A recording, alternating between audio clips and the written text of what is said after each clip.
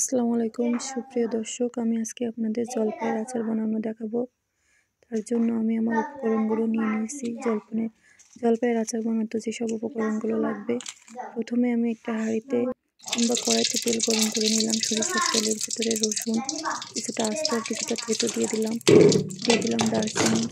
তারপরে এটা ভালোভাবে নাড়িয়ে নেওয়ার পরে এখানে দিয়ে দেবো পরিমাণ মতো লবণ দেওয়ার পরে মশলাগুলো বাদামি রং করে ভেজে নেব। তারপরে দিয়ে দেবো এখানে শুকনো মরিচ দেওয়ার পরে আমি এখানে টক মিষ্টি ঝাল আচার তৈরি করবো জলপাইয়ের। তারপর এখানে এলাচ ফল দিয়ে দিয়েছিলাম, এবার দিয়ে দিলাম তেজপাতা। এরপর জলপাইটা দিয়ে দিলাম। এটা আমি হলুদ আর সরিষা বাটা মাখিয়ে রোদে শুকিয়ে নিয়েছিলাম, এক রোদ দিয়ে নিয়েছিলাম। তারপর ভালোভাবে এটা কষিয়ে নেব তেলের ভিতরে।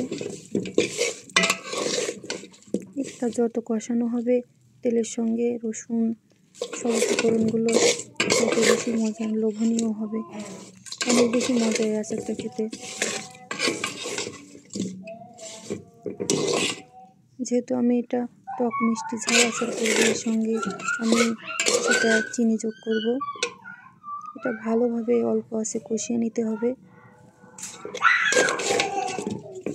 আস্তে আস্তে নাড়াচাড়া করে নিয়ে নিলাম।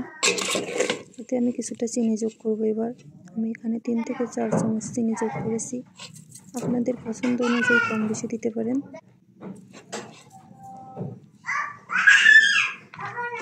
তারপর চিনি দেওয়ার পরে চিনিটা ভালোভাবে জলপাইয়ের ভিতরে ঢোকা পর্যন্ত আমি এটা ভালোভাবে কষিয়ে নেব। আমি যে পাঁচফোড়ন গুঁড়া করে রেখেছিলাম, তারপর সে পাঁচফোড়নটা দিয়ে দেবো। এটা ভালো করে কষানো হবে, তারপরে পাঁচফোড়ন গুঁড়া করাটা দিয়ে দেবো, যাতে এটা ভালোভাবে ভিতরে ঢুকে যায় মশলাটা। এই যে আমি পাঁচফোড়ন গুঁড়া করা দিয়ে দিলাম। পাঁচফোড়ন গুঁড়া করা দেওয়ার পরে লুকটা অসাধারণ হয়েছিল, আপনারা ভিডিওতে দেখে বুঝতে পারছেন। এটা দেওয়ার ফলেই একটা আচারের মূল স্বাদই আসে পাঁচফোড়ন থেকে। মূলত আচার মানেই পাঁচফোড়ন ছাড়া আচার একটু মজা লাগে না।